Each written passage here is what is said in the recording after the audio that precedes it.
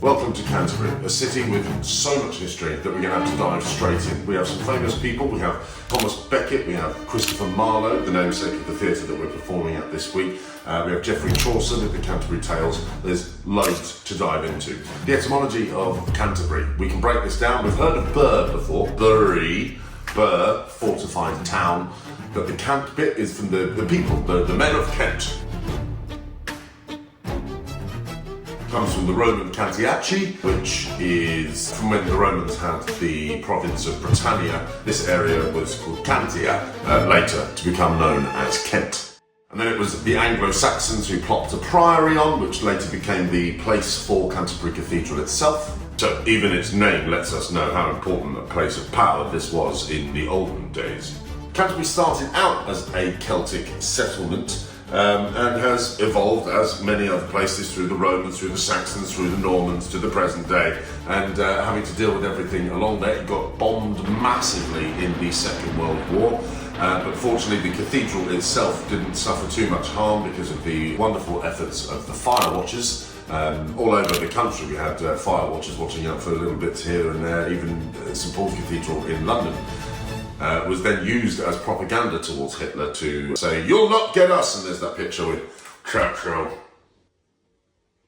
like that, with St Paul's in the background. A bomb did land there, but it never went off, so our cathedrals seem to have all the luck. Canterbury has held the seat of the Archbishop since 603 AD, the most famous being Thomas Becket, who was murdered in 1170 on the steps of the altar at the cathedral. You see, he made the foolish mistake of disagreeing with the king, King Henry V. I think it's Henry V. Something's niggling in my mind that it might not be Henry V. I'll fact check myself and splice that in here. It was Henry II. We can understand that, the Archbishop and Henry, they used to be mates until Henry said, "Hey man, I want to change the church." And Becket went, "No." And Henry went, "What?" And Becket said, no, literally, no.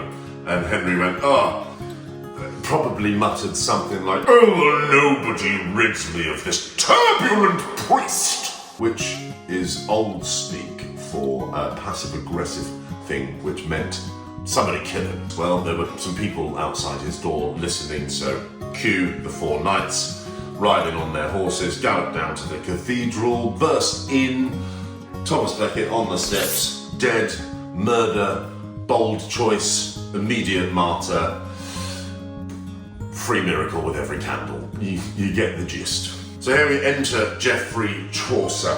He was a poet, bureaucrat, probably the sort of guy that alphabetised his socks. He wrote what it was like to be on the road as a pilgrim, going to Canterbury Cathedral to pay your respects. Think Love Island, but with, I don't know, plague, chastity belts, and iambic pentameter.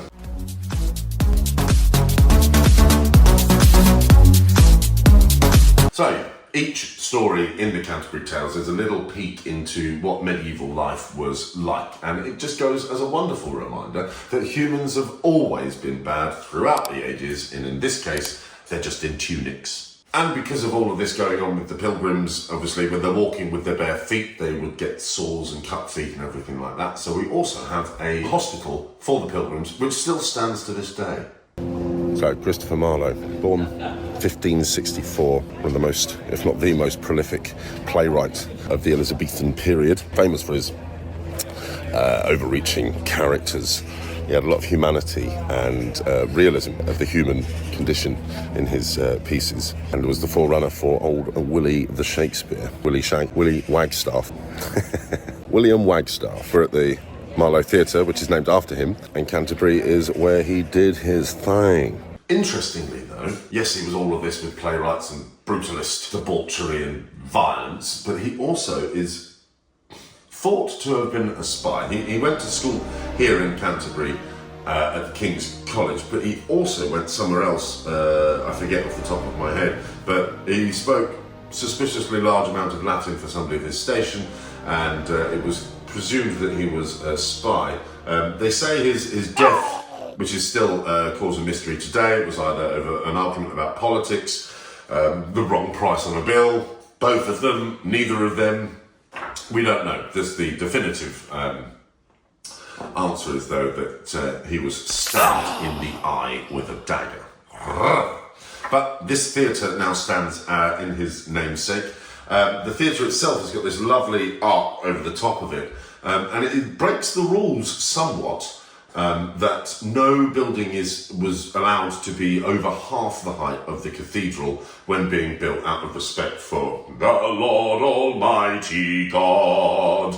But things have changed a little bit these days. God isn't as important, and therefore theatre, of all things, was able to go, do you know what, we're going to make this 3 metres, just 3 metres taller than the half length of the cathedral, apparently out of respect for the cathedral, so breaking the rules to keep within the concept. I don't get it myself, but it has been a wonderful theatre, and that triangle section that you see is, of course, the fly tower.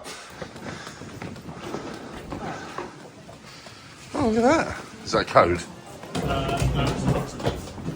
Have you been here before? No. No worries. This is to identify you around the building, which will go to a lanyard for you. It will get you discount front of house on any hot drinks or food that you wish to get here. The doors downstairs, the dressing rooms will all be labelled for you. Lovely, thank you.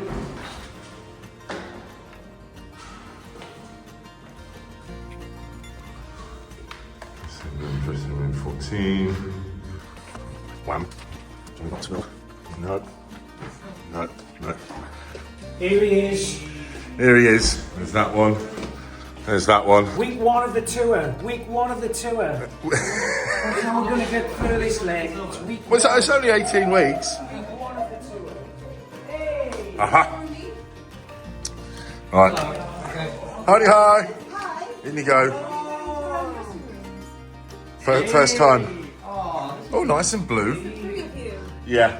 Oh, we've not had just the three of us for a while. Nice. This is beautiful, isn't it? Yeah. Don't talk too loud because we're right there. Oh, good. So we'll It's be not able to extra hear you. loud. No, but you can sit, just don't be rude. Oh, I was so rude. I was so rude. Do a rude thing without swearing. Sphincter. Okay, it's a dictionary word. I like that word. Oh, Ben going in the middle. Oh, we'd love that. Here he comes. Ben's got his polite voice on. Guaranteed he comes in here and calls me a big fat hairy quack. Hello, you big fat. There he is.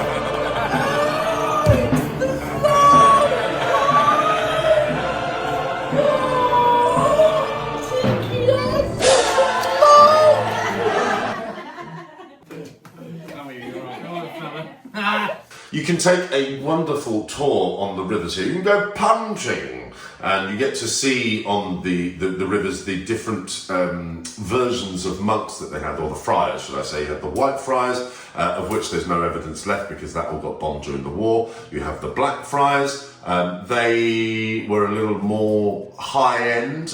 You can go to London and you've got Blackfriars Bridge as well. So these were the people that were educating the populace with stories from the Bible and letting people know what their moral obligation to life was, because reading and writing wasn't the hugest thing amongst the general public in those days. And you also had the grey friars, who were the poorest of the monks. Grey being the natural colour that when you've made wool it would stay. They couldn't afford dye like the black friars, so therefore they were the paupers of the friars. But you know, they had their orchards and they would make cider and they'd have good times. And there is still one building that you can see of the Grey Friars. If you go down on the river and round to the right, you can see this sort of 1300s old building to this day. There was a few more, but they've all gone since, you know, history has had its way.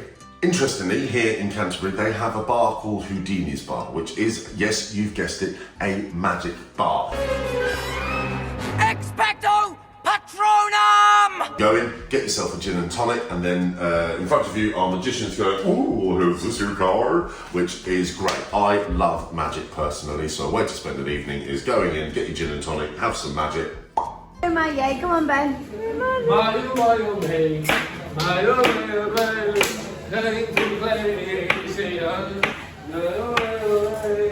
Dickie, give me some commentary. I can't throw up with the backpack on my back. I'll stop dropping instead. I also am going to touch upon something which I'll be talking about after the tour, I have written a play, or I'm in the process of writing a play. I've done quite a few drafts thus far, but I will talk a little bit more about that later. I'm just fortunate at the moment to be surrounded by wonderful actors and dramaturgs who are able to be objective about the craft, about the skill set, about what an audience might need from a project. So we've been able to do a little play reading and get some of that off the ground so that I can see the wood through the trees, so to speak. So we just found a little space in the cafe and did a little bit of a play reading. An honour for me to see and hear the words coming off the page. It's a definite tangible feeling. So that about wraps us up here in Canterbury. It's been a wonderful week. The weather was absolutely glorious. The place is great. You know, you've got murders of priests, you've got pilgrims talking in verse, you've got playwrights being violently murdered, you know, murder, literature, mystery. It's all very English, really, isn't it? Please do consider liking and subscribing. It does mean the world to me. But yes, it has been a wonderful time. So thank you very much, Canterbury. And next, we shall see you in Southampton, where we're going to talk about some shit. I love that